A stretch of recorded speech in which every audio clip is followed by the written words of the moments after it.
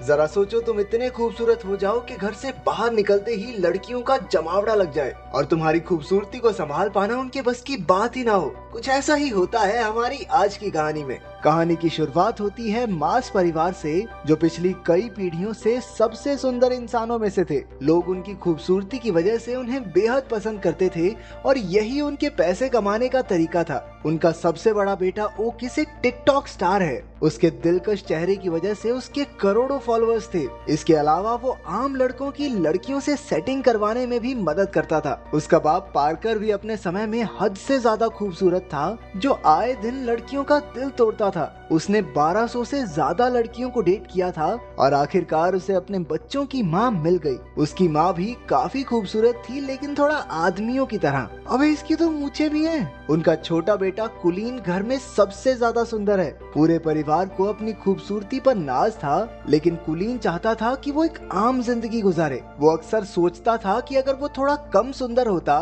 तो हर बार बाहर निकलने पर उसके पीछे लड़कियों की भीड़ ना पड़ती। उसके सुंदर चेहरे की एक झलक देखते ही लड़कियां पागल सी हो जाती। किसी की नाक से खून बहता तो कोई अपने बाल नोचकर इधर उधर कूदने लग जाती। नतीजा ये हुआ कि कुलीन की आज तक किसी लड़की से बात तक नहीं हो पाई थी। वो ज्यादा बाहर नहीं जाता था और अब तक घर से ही पढ़ रहा था। कुलीन के पास अपनी मछली के अलावा बात करने के लिए कोई भी नहीं था। वो अकेला ही पत्ते खेलते हुए मछली से बातें करता रहता। उसके इस बर्ताव से उसके परिवार को काफी चिंता हो रही थी। ओकिस कई बार उसे सुंदर लड़कियों की तस्वीरें दिखाकर पंप देता कि जा भाई, दुनिया में लड़की लड़की पटा, क्या कर रहा है तू। लेकिन कुलीन कहने लगा कि उसे एक ऐसी लड़की चाहिए जिसे उसकी सुंदरता से फर्क ही न पड़ता हो। वो चाहता था कि लड़कियां उसके दिल के लिए उसे पसंद करें। जब कोई तरकीब काम नहीं आई तो परिवार वालों ने एक नया तरीका सोचा। उन्होंने गरीब होने का नाटक करने का प्लान बनाया ताकि वो कुलीन को स्कूल जाने पर मजबूर कर सकें। एक रात जब कुलीन पानी पीने उठा तो उसने अपने माँ बाप को बात करते सुना कि अब से वो लोग नाश्ते में सिर्फ अंडे खाया करेंगे ताकि कुलीन को घर से पढ़ाने के पैसे जमा हो सके। ये सुनकर उसे काफी पछतावा हुआ और अगली सुबह उसने स्कूल जाकर पढ़ने का फैसला किया। ये सुनकर पूरा परिवार खुशी से नाचने लगा, लेकिन फिर कुलीन ने कहा कि मैं तो सिर्फ लड़कों के स्कूल में जाऊंगा। बाकी सबका मूड थोड़ा खराब हुआ, लेकिन फिर भी वो मान गए कि कम से कम घर से बाहर तो निकलेगा ये। स्कूल के पहले दिन ओकिस उसे बाइक पर छोड़ने गया, लेकिन बाइक से उतरकर भी कुलीन हेलमेट पहनकर ही चला गया। उसने पूरा दिन हेलमेट पहनने की सोची ताकि किसी का ध्यान उसकी खूबसूरती पर ना जाए, लेकिन हुआ एकदम उल्टा,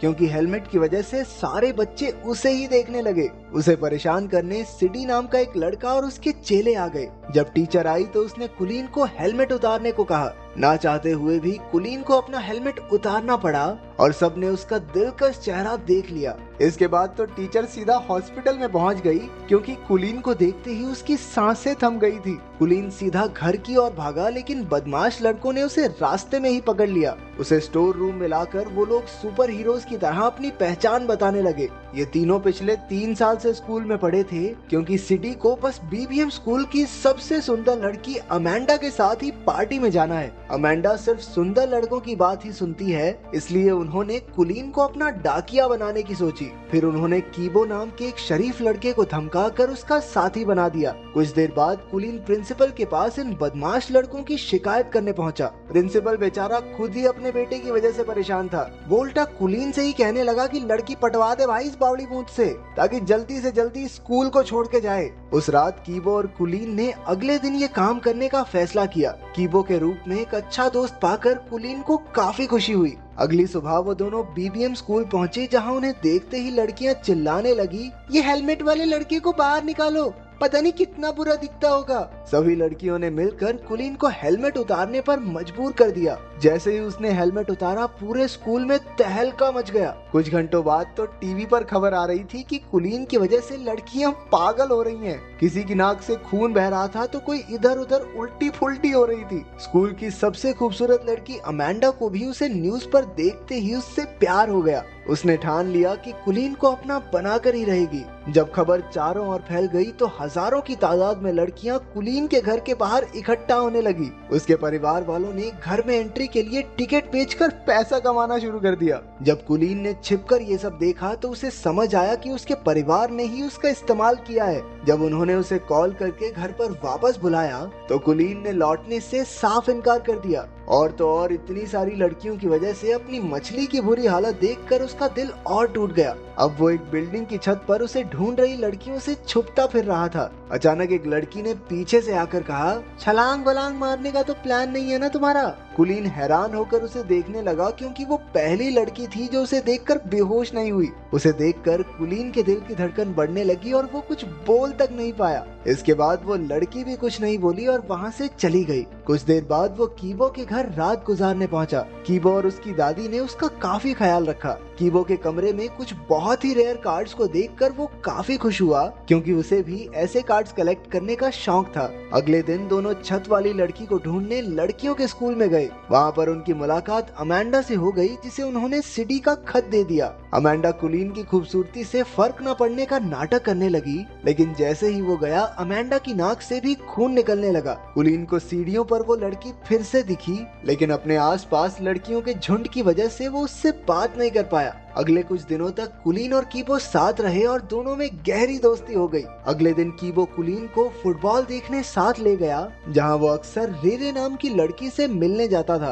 कीबो इस लड़की को बेहद पसंद करता था। मैच के बाद कुलीन की नजर अचानक उस छत वाली लड़की पर पड़ गई। वो तो बस उसे देखता ही रह गया। तभी कीबो ने आकर उन्हें मिलवाया और कहा कि उसका नाम रेरे है। तब जाकर कुलीन को पता चला कि कीबो भी इसी लड़की को पसंद करता है। रेरे और कीबो काफी अच्छे दोस्त थे और उन्हें साथ देखकर कुलीन को जलन होने लगी। वो रात को ठीक से सो भी नहीं पाया, क्योंकि उसे समझ नहीं आ रहा था कि वो करे क्या। आखिरकार उसे याद आया कि उसका भाई ओकिस भी तो लव गुरु है, उससे मदद मांगनी चाहिए। अगली सुबह कुलीन को अपने सामने देखकर ओकिस की तो आंखें भर आई। वो कुलीन को लड़कियों से बात करने में कब से मदद करना चाहता था। अब तक कुलीन ने अपने परिवार को भी माफ कर दिया था, क्योंकि अगर वो बाहर न जाता तो रेरे से उसकी मुलाकात भी न हो पाती। फिर दोनों भाई सामान लेने गए, जहाँ ओकिस ने बताया कि कुलीन उस लड़की को कैसे पटा सकता है। कुलीन ने बिल्कुल वैसा ही किया, लेकिन उसे एहसास हुआ कि वो रेरे को उतना नहीं जानता जितना कीबो जानता है। लेकिन वो फिर भी हार नहीं मानना चाहता था। एक दिन अमेंडा ने लड़कों के स्कूल में आकर कुलीन को अपने जन्मदिन की पार्टी का न्योता दिया और साथ साथ एक फोन भी थमा दिया कि बाबू मुझे इससे कॉल करना, ठीक है?